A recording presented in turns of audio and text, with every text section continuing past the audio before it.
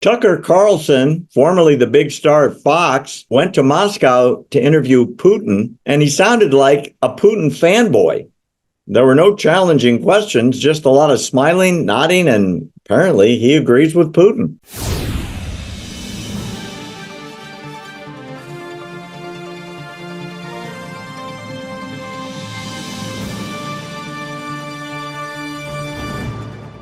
Okay, here's the big conversation of the week. Tucker Carlson goes to Moscow and sits in the Kremlin for hours with Vladimir Putin. It is an incredibly downloaded interview. You can watch it anywhere on his Tucker's channel. It's on Twitter. It's on Facebook. It's on YouTube. It's everywhere. Let's start out with Putin saying something that I just found incredibly disingenuous. And Tucker just sat there and took it. No follow-up question. When Putin said, quote, "It was they, the Ukrainians, who started this war in 2014. Our goal is just to stop the war. And we did not start the war in 2022. We tried to stop the war in 2022. And Tucker Carlson let him get away with it. Now, unless I'm mistaken, hospitals, schools, train stations, ports, power utilities, transmission lines, storage depots, grocery stores, office buildings were not being bombed before Russia started to bomb them. What the heck is he talking about? Well, yeah, so many points of that conversation where, Tucker could have, should have, ought to have pushed back and asked some very serious pointed follow-up questions, and he did not. I suspect because he simply was not familiar enough with the history of either Russia or Ukraine that Vladimir Putin was reciting to him as if Tucker were a college sophomore and Putin the professor. Now, obviously, President Putin of Russia knows the history of his own country, but it really seemed like Tucker not only did not do his homework, to know when what started. He's been obviously pro-Putin and shilling for Russia for many years. Let me stop you there. Yeah. I want you to focus on that. I got the feeling from what I watched all of it, almost twice. It seemed to me that Tucker was fanboying Putin. Like, oh yes. My gosh, I'm sitting down with somebody really important. This is a big deal. I'm going to let him say whatever he wants. And my follow-up questions are not going to be pointed, journalistic follow-up questions. They're more like, hey, embellish some more. Tell me more stuff, and I'll just sit and smile. Did you get that feeling too? Yeah, absolutely I did. And we have Tucker on record, as I said, for a number of years, at least since the beginning of this war when Russia in February of 2022 invaded full on.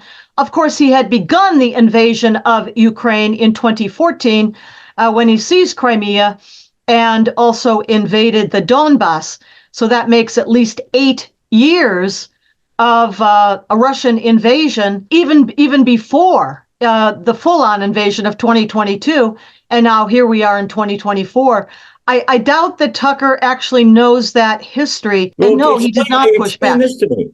What does he mean? They started the war. We're just trying to stop it. Well,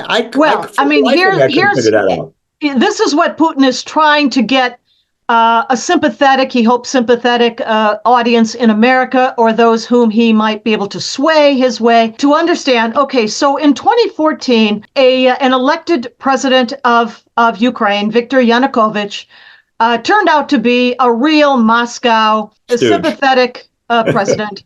And the Ukrainian people rose up against him, flooded the public square, Maidan, the public square, and eventually, with pressure, pushed Yanukovych out. He fled to Moscow, and he's been there ever since. Now, that is what Putin might be referring to as the precipitating event, maybe, he just had to invade the Donbass, which, yes, there are 2 oblasts or provinces in the Donbass, Luhansk in the north, Donbass, Donetsk in the south. And there are many native Russian speakers there, but that doesn't make those people pro-Moscow or want to be invaded by Russia. It simply means, like President Volodymyr Zelensky's own first language, what happened to be Russian. Well, it's the same thing as if San Diegans that speak Spanish Sure. or Houstonians that speak Spanish would justify Mexico invading Texas or California because people speak their language there. He must have said that a dozen times. He did, because he knows that Americans won't understand. I mean, a certain number of the audience will not know what the truth is behind this, but that they will then somehow sympathize. Oh, well, he just had to invade. The other excuse that Putin has been making, and in that interview as well, a couple of them. One, that Ukraine has to be denazified. Well, that's a canard. Long time. Of course, President Zelensky of Ukraine is Jewish, and a couple of his uncles or great uncles were actually died fighting in World War II. But the other canard is that Ukraine was somehow on the verge of joining NATO. Well, no such thing. Ukraine then or now is not eligible to join NATO. Number one reason that one of the most important criteria for joining NATO is that the applying country be in full control of the entirety of its sovereign territory, which Ukraine is not. I mean, that's just one of the major criteria that Ukraine didn't meet then, doesn't meet now. There was no chance of Ukraine joining NATO then or now, and won't be for quite some time. So that too is a canard.